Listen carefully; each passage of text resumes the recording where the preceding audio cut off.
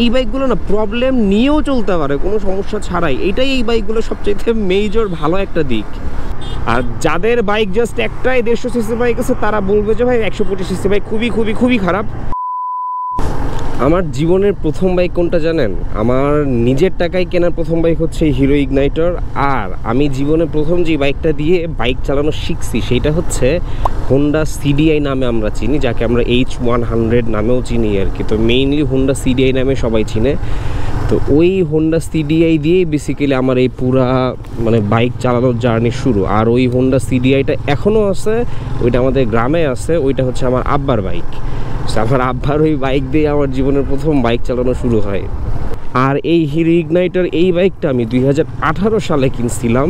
So এটা হচ্ছে আমার নিজের কেনা প্রথম বাইক, কিন্তু বাইক চালানো শিখছি আমি হোন্ডা সিডিআই দিয়েই।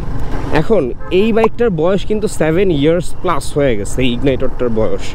এই ইগনাইটরের পরে মনে করেন যে আমি জিক্সার এসএফ কিনছিলাম, দেন এসএফটা বেচে দিছি। এরপর আমি লিফান কেপিয়ার কিনছিলাম, দেন ওইটা অনেক দিন চালাই, কেপিয়ার বেচে দিছি। এরপর আমি R15 ভার্সন 3 কিনছি, ওইটা বেচছি। দেন এখন জিক্সার কিনছি, জিক্সারটা হয়তো বা বেচে দিব। কিন্তু এই বাইকটা এই বাইকের জায়গা থেকে না এখনও নড়েই নাই।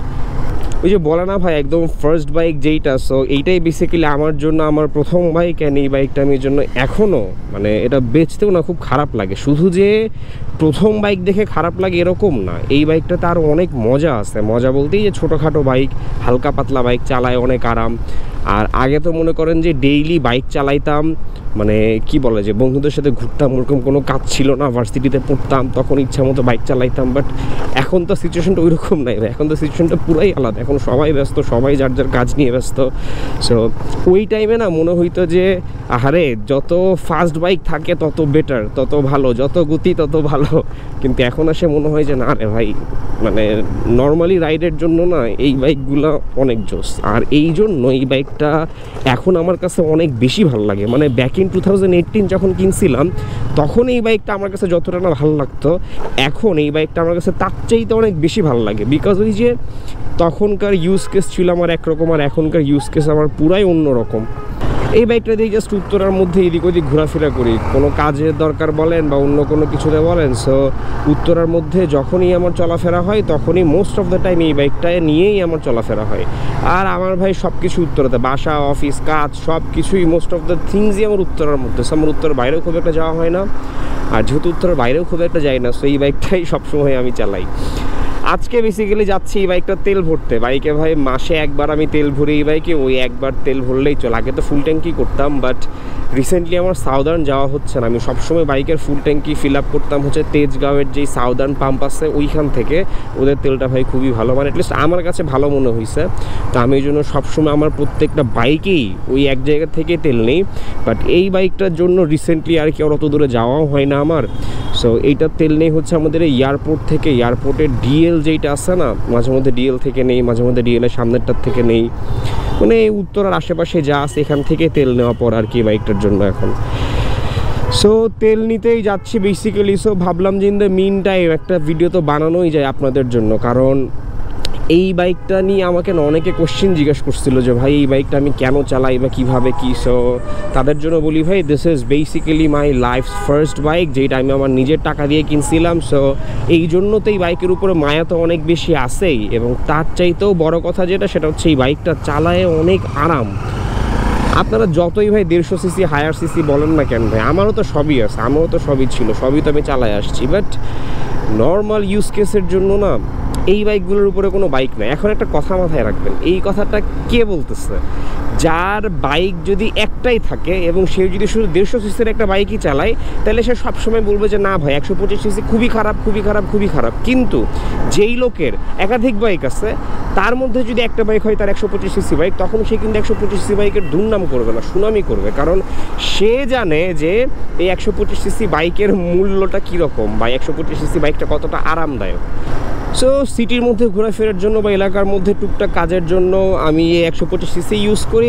আর এর বাইরে কোথাও গেলে আমার আর উত্তরের বাইরে কই যাওয়া পড়ে ভাই, 300 ফিটেই যাওয়া পড়ে। সো 300 ফিটে গেলে বা আশেপাশে কোথাও গেলে তখন আমি আমার বর্তমান যে 150 সিসি বাইকটা আছে জিক্সার, ওই জিক্সার বাইকটা নিয়েই বের হই। But other than that I use this bike all the time.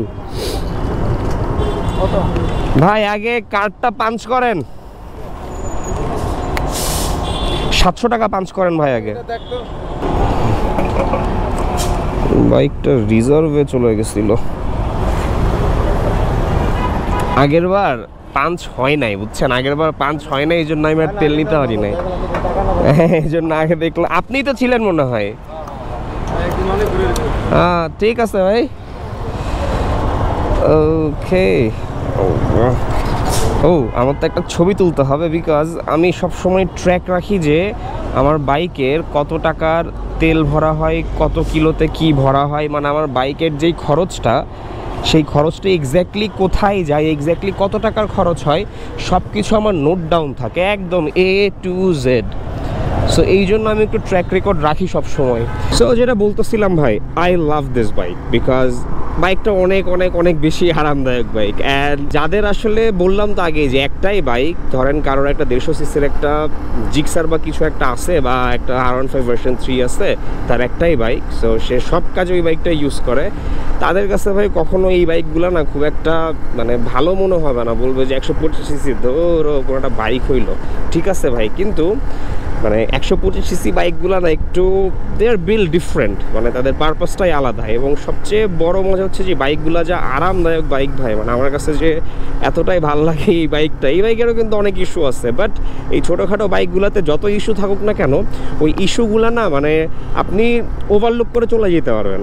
আর যাদের বাইক জাস্ট একটাই 150 সিসি বাইক আছে, তারা বলবে যে ভাই 125 সিসি বাইক খুবই খুবই খুবই খারাপ, কিন্তু অ্যাকচুয়ালি জিনিসটা তা না। এমন টাইমে যে বের হয়েছি তেলটা নিতে, যে রাস্তাঘাটে এত যানজট, আর স্পেসিফিক্যালি এয়ারপোর্টের এই এরিয়া, এয়ারপোর্ট থেকে কাওলা ঢোকার যে রাস্তাটা না, এই যে বরাবর যে সোজা রাস্তাটা, এই রাস্তাটাতে জ্যাম আল্লাহর রস্তে, মানে 24/7 থাকবে, এর কোনো মাফ নাই। এই যে সামনে বাম দিকে আপনার যে এলিভেটেড এক্সপ্রেসওয়ের যে র্যাম্পটা, এই র্যাম্পটা পার করার পরে মোটামুটি জ্যামটা একটু কম থাকে, বাট এই পর্যন্ত যেই পরিমাণে জ্যাম রে ভাই, এই যে দেখেন সামনে কিন্তু জ্যাম নাই, আর মানে সামনে গাড়ি ঘোড়ার চাপ আছে ঠিক আছে, কিন্তু সামনে যানজট নাই। এ বাবা তুমি কই যাবা? সো এই যে র্যাম্পটা পার করলেন, আপনার আর যানজট খুব একটা পাবেন না আপনি। সো এই তো গেল আমার বেসিক্যালি কি বাইক আমি কিনছি, বা আমার কয়টা বাইক কীভাবে কি সব কিছুই আপনাদেরকে জানাইলাম আজকে। আর সিটির মধ্যে না এই বাইকটা চালাইতে খারাপ লাগে না, এই যে যেরকম 60 স্পিডে খুব ভালো মতো চলতেছে। আমার কিন্তু এই বাইকের ইঞ্জিনের প্রবলেম আছে ভাই, প্রবলেম বলতে আমি একটা ভিডিওতে বলছিলাম আপনাদেরকে যে ছোট্টখাটো কিছু ইস্যুস আছে। আমি অলরেডি পিস্টন চেঞ্জ করছিলাম, বাট ওর পিস্টনে একটু ফলস দিচ্ছে এবং টাইমিং চেনের থেকে একটু টুকটাক বাজে মতো আওয়াজ আসতেছে, যেটা আপনি বাইক চালাইলে টের পাবেন। তো তাও কিন্তু এইসব বাইক আরামসে চলে, মানে এই বাইকগুলো না প্রবলেম নিয়েও চলতে পারে কোনো সমস্যা ছাড়াই, এটাই এই বাইকগুলো সবচেয়ে মেজর ভালো একটা দিক। কিন্তু আসলে প্রবলেম নিয়ে ভাই কোনো বাইকই কখনো চালানো ঠিক না, এতে আপনার ভালো চাইতে খারাপই বেশি হবে। সো যখন যেই প্রবলেমটা আসবে প্রবলেমটা ফিক্স করে ফেলবেন। বাট এই বাইকগুলো আপনাকে নর্মালি একটা 150 সিসির বাইকের চাইতে অনেক কম হেডেক দিবে, এইটুকু আমি গ্যারান্টি দিয়ে বলতে পারি আপনাদেরকে। যেমন এই বাইকের কার্বোরেটর আমার আজ পর্যন্ত এই যে 42,461 কিলোমিটার, আরও 2-3 হাজার এক্সট্রা চলছে যখন আমার মিটারের তারটা ছিঁড়া ছিল। এই বাইকের কার্বোরেটর আমি মনে হয় জীবনে একবার খুলছি, একবার।